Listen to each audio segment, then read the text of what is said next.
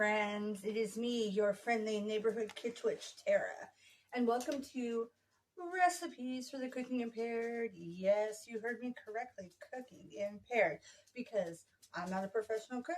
You're not a professional cook.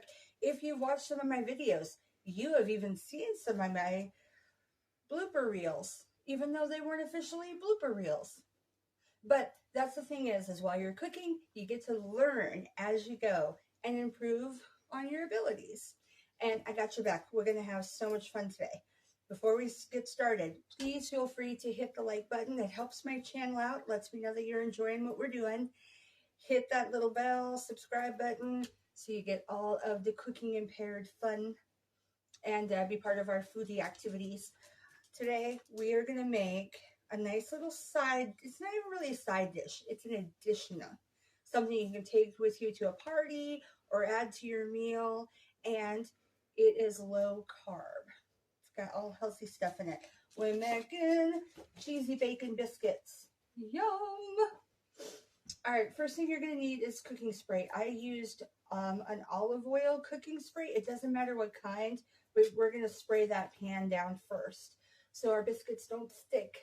2 cups of almond flour, half a teaspoon of baking soda, 1/4 of a teaspoon of salt. My lady behind the camera, also known as a camera lady, she mentioned if you have nut allergies, you can change this and use regular flour. However, it does kind of affect your whole low carb part. It would be the same. So that's fine. Just double check before you take it to somebody's house. Make sure that they're not going to have an allergy attack. Yeah, good point. Thank you for bringing that up. Where were we? 1/4 of a teaspoon of salt, maybe? 1 large egg, 5 tablespoons of melted butter.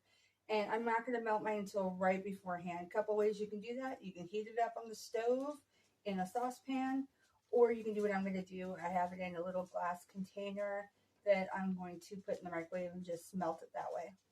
So it's super fast. If you have the extra time doing it, either way is fine, just as long as it's melted.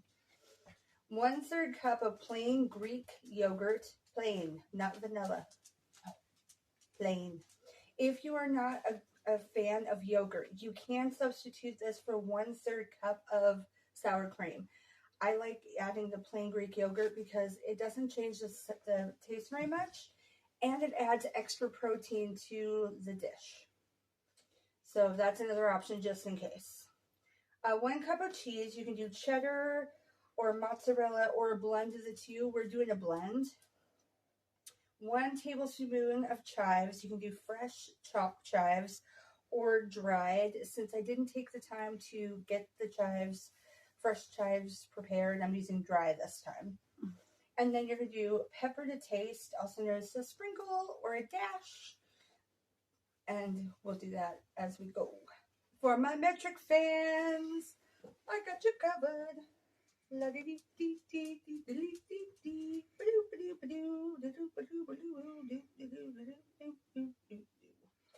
And you're done.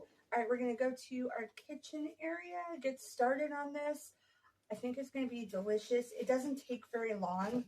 We're going to start with preheating the oven, 350. This is a quick mix, quick bake. Okay, guys, I got everything set up. I'm going to make this one kind of a shorter one because I've had comments that although I have a lot of great information in these videos, that sometimes the videos are kind of long. So, first thing we did, we got everything measured. Go ahead and go through your almond flour if you chose to use that instead of regular flour. And just make sure there's not a lot of big clumps. We're going to add all the dry together first. So, all right, so 1/2 teaspoon of baking soda. And again, as my camera lady said, make sure it's baking soda, not baking powder, because that will have a huge effect on your food. All right, 1/4 of a teaspoon of salt. So now we're going to slide this, because this one's one of those cool sliding kind. If you don't have one of those, you can do the standard size. That's fine. Yes, I know my salt is pink. It's Himalayan salt. All natural Himalayan sea salt. All right, there's our 1/4 of the salt. I'm just kind of moving things out of the way as we go, so I know that we've already done them. All right, and then the chives. Now, as I told you before, I did the this is freeze-dried chives. You can do cut fresh.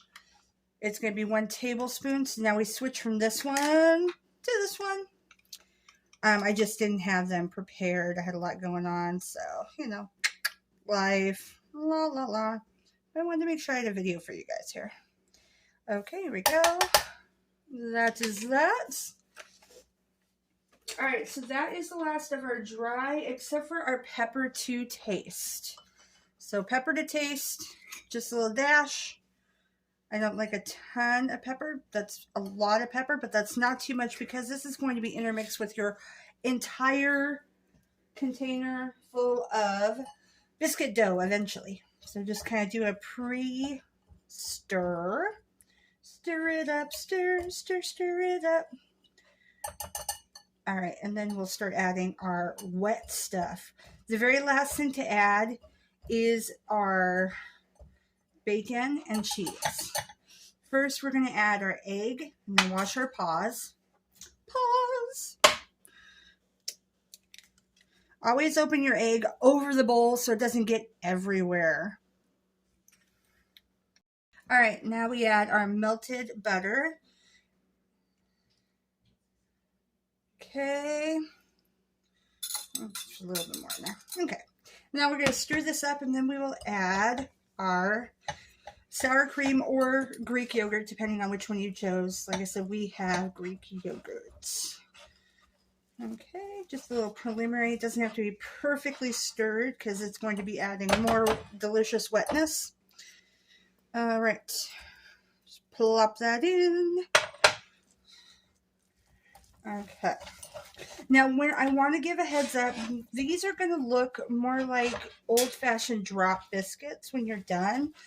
If you're looking at these and you know, don't squish your nose up, they're going to look funny on purpose. And it's technically, like I said, it's not funny. It's just old-fashioned how it used to look. Thank you. Get all the stuff out. And then we are ready to add our bacon and our cheese.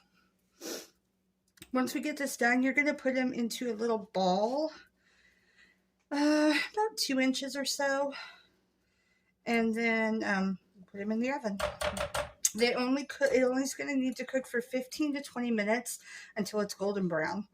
And once that is done, then you're going to let them sit on the warm pan out of the oven for another 10 minutes.